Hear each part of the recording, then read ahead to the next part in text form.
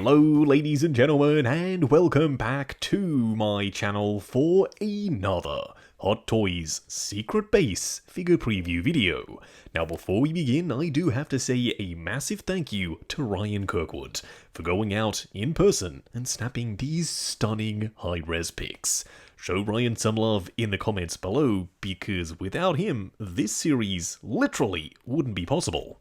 Now if you are looking to pre-order Thor from Love and Thunder in either deluxe or standard variants, he is available from toyswonderland.com. Link for that is in the description below. They have 12-month installment plans and a points-based reward system.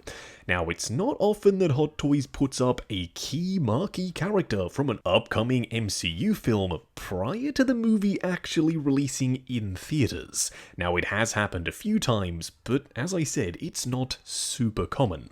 That means Hot Toys is very confident that this is 100% going to be the look for Thor in the movie without any changes. Unlike what we saw with the black and gold suit, which was a little bit embarrassing. Now, he does come with a full array of hands, and once again, in my mind, this is deluxe or bust.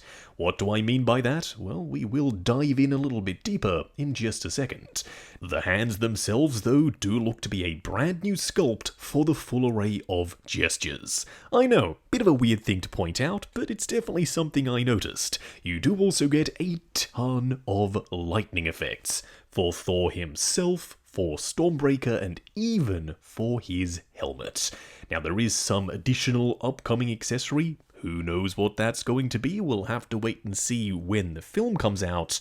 But for now, it does have this ominous red lightning effect in the background. Could it be the cracked and rebuilt version of Mjolnir? Once again, we don't know. Now, these are the deluxe pieces. You get the helmeted head sculpt, an interchangeable torso armor plate that has a completely different color scheme, and two fully armored arms. They swap out just like Infinity War. Now, like I said before, it's deluxe or bust. How could you not get Thor's helmet? It seems as though the helmet is used rather sparingly. We got it with the first version of Thor, we got a different version with Gladiator Thor, and now this one. For me, I love the way the helmet looks.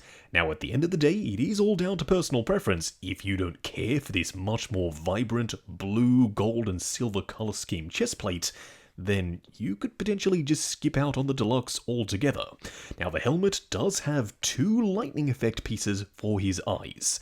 At this point, I'm not entirely sure if they can come off.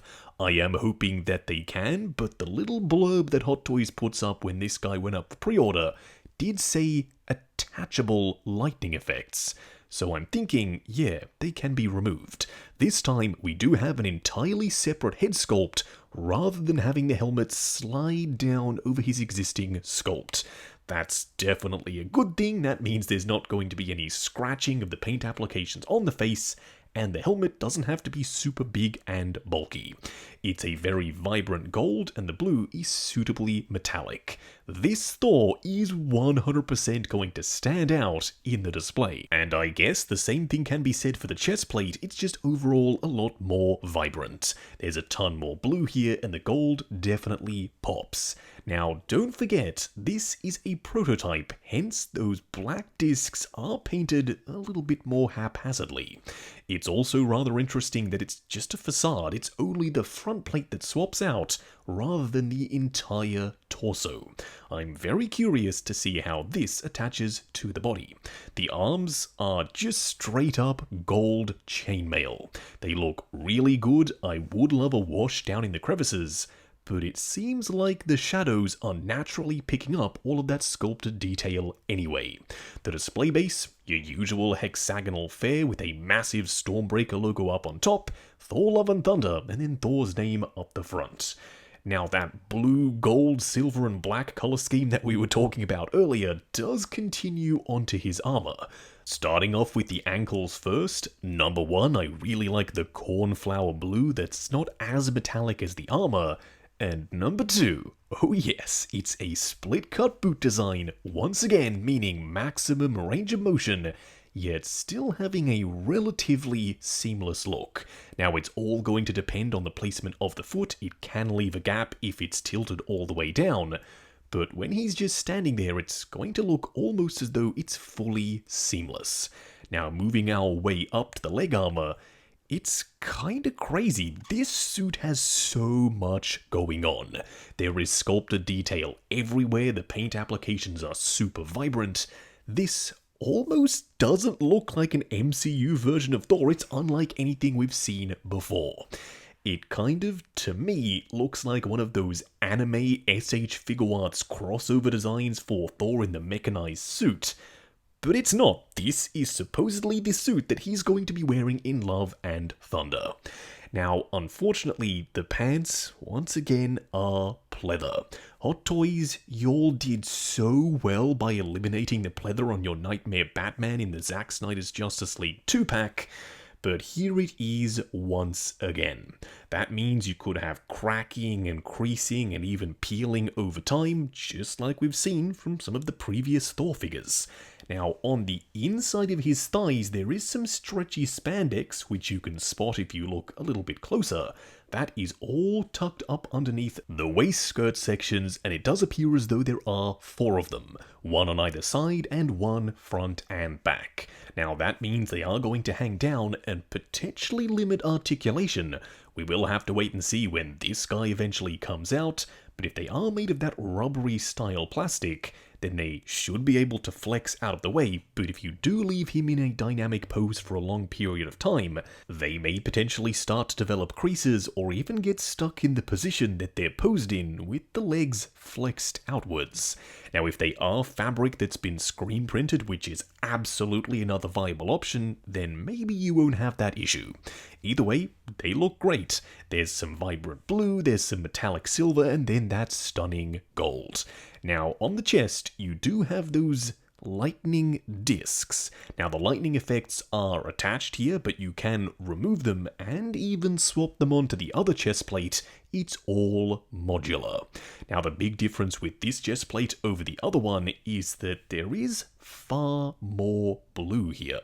I really like the blue, however, seeing as though the other one is included with the helmet and the armored up arms, I wouldn't be surprised if that is the accurate look to have all of those pieces displayed together.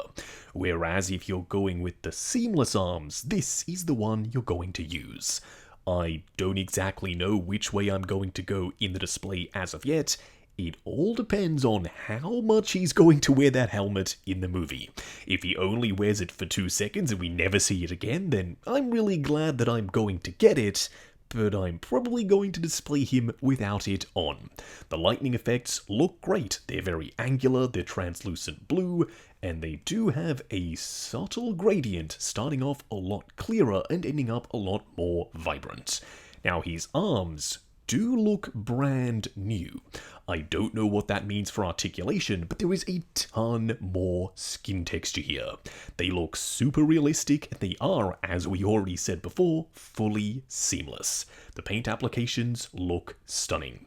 You can also see when you bend the elbow, it doesn't look as goofy as some of the previous seamless arms, but up at the shoulder, you do still have the cutout joint if you look really close.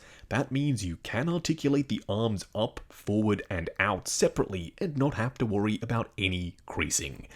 It's just the bending of the elbow that's going to potentially damage those arms. Now, the cape this time is wired. This is something that people have been asking for with their Thor figures for a very long time. And correct me if I'm wrong, but I'm pretty sure this is the first time we've ever received wires in Thor's cape. And I'm all for it. Now, Stormbreaker is the new and improved version from Endgame. It's a lot bigger and a lot more accurate. The paint applications also still look really good. There's speckling of dirt and grime on the surface, and it does appear as though this is going to light up just like the Endgame one. It is the exact same mold, so there's not a ton to talk about here, but I wouldn't be surprised if a couple of y'all are picking up this Thor, giving him Mjolnir as your ultimate worthy version of Thor with the hammer.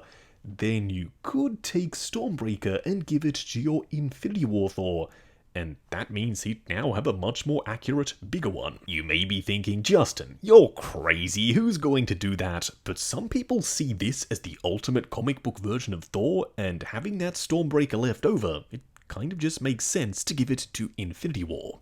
Now, moving on to the head sculpt, a lot of people got really upset thinking, Hot Toys, what are you doing? You've reused the Age of Ultron head sculpt again. Well, I'm here to tell you that I don't think they have. Yes, it does look like a similar overall shape and size. Heck, maybe it was based off the Age of Ultron one, but the hairline is a completely different shape. In fact, it's going in the other direction. The beard is a different shape as well, especially the goatee section down below, and the texture is completely new. You also have a scar on the right side.